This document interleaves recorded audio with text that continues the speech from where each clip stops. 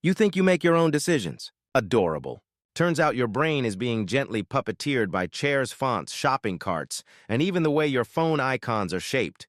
And the worst part, you don't even notice. Let's break down the sneaky science-backed ways.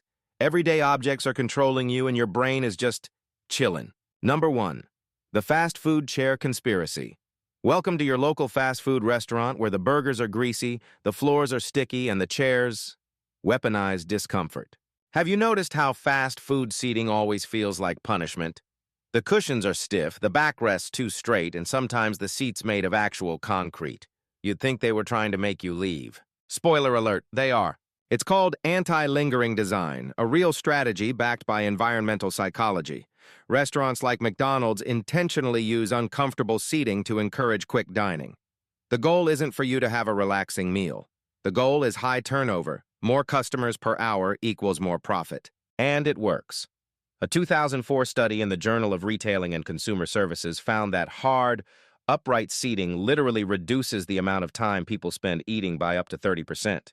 You don't even realize it. Your butt just says, time to go. So the next time you slam a Big Mac in under 12 minutes and don't know why you're in such a rush, remember, the chair kicked you out.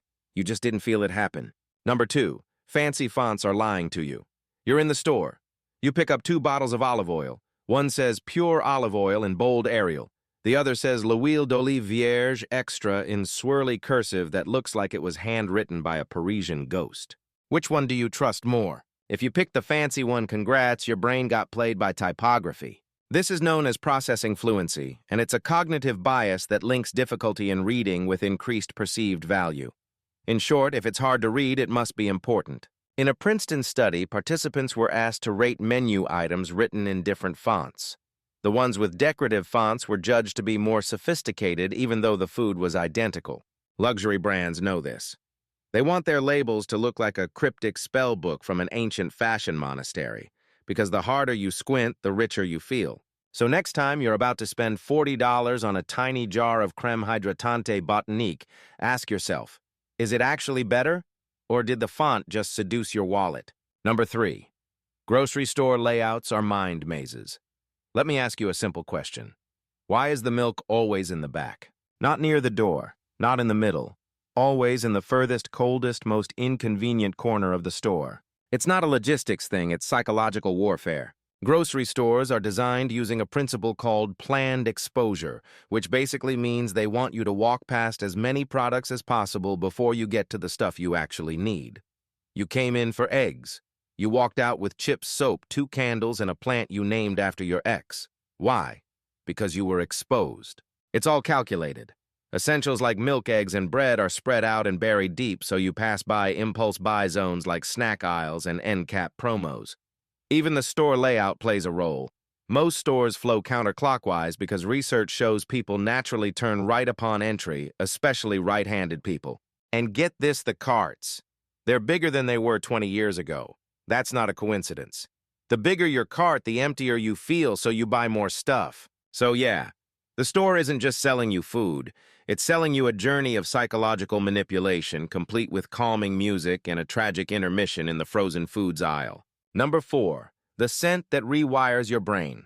Let's play a game. Walk into a Nike store. Suddenly you feel energetic, motivated, like maybe you could jog, for once.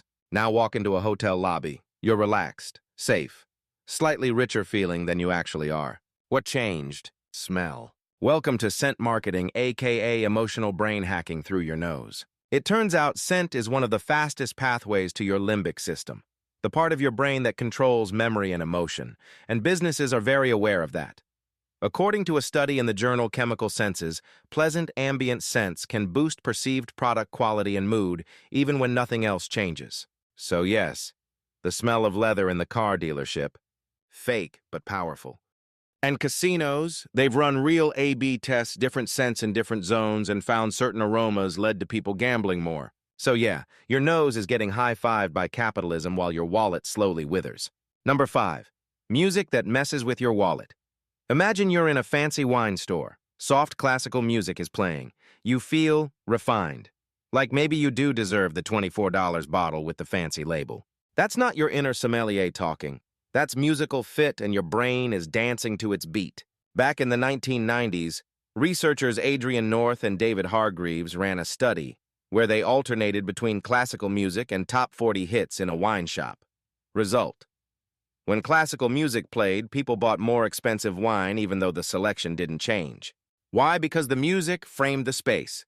It told your subconscious, this is fancy, you are fancy, buy accordingly. And tempo matters too. Slow music makes you move slower, increasing the time you spend in the store and thus the money. Fast music speeds you up, which is exactly why fast food joints crank up the beats. Your Spotify playlist isn't the only thing manipulating your mood. Sometimes it's just the saxophone solo in the hummus aisle. Number 6, the cozy light that's lying to you. Picture this. You're in a cute little restaurant. Edison bulbs hanging from the ceiling. Warm, golden glow. Everything looks soft. You feel calm, attractive. The breadbasket looks photogenic. You pull out your phone. Boom, story posted. But here's what's actually happening. You've been emotionally compromised by the lighting. Lighting design, especially warm, low-intensity ambient light, doesn't just make spaces look nice. It manipulates your behavior. According to a study in the Journal of Consumer Psychology, dim lighting lowers inhibitions. People feel more comfortable, less self-conscious, and yes, more likely to spend money. That romantic golden hue, it's not just for Instagram, it's a psychological mood blanket gently convincing you that everything's amazing, including the $14 kale salad. That tastes like wet grass. And don't get me started on furniture showrooms. That IKEA showroom lighting. Yeah, your apartment will never look like that again, because they've fine-tuned the bulbs to 2700 Kelvin specifically to make you feel safe, cozy, and emotionally open to spending $179 on a lamp named Gronstark. So yeah, light is not just light, it's emotional Photoshop. Number 7, the shopping cart that gaslights you. You walk into Target to buy toothpaste, that's it. You grab a cart, because why not? 20 minutes later, you're wheeling around a $300 collection of throw pillows, novelty mugs, and a scented candle. That smells like Midwest autumn regret. What happened? Your cart gaslit you. Shopping carts have doubled in size since the 1970s, not because we need more space, but because empty carts make us feel like we haven't bought enough. A study in the Journal of Marketing found that simply increasing the size of a basket or a cart can lead to up to 40% more purchasing, even if people walk in with a specific list. And it doesn't stop there. Some stores even make carts roll more smoothly to reduce push effort. Less resistance means more comfort, which means more time shopping, which inevitably means more unnecessary dinosaur-shaped spatulas. If your brain survived this video without impulse buying a candle, go ahead and hit that like button, subscribe, or drop your favorite psychological trap in the comments below. You earned it. That's all for today. I'll be making more videos like this soon. Subscribe to catch them.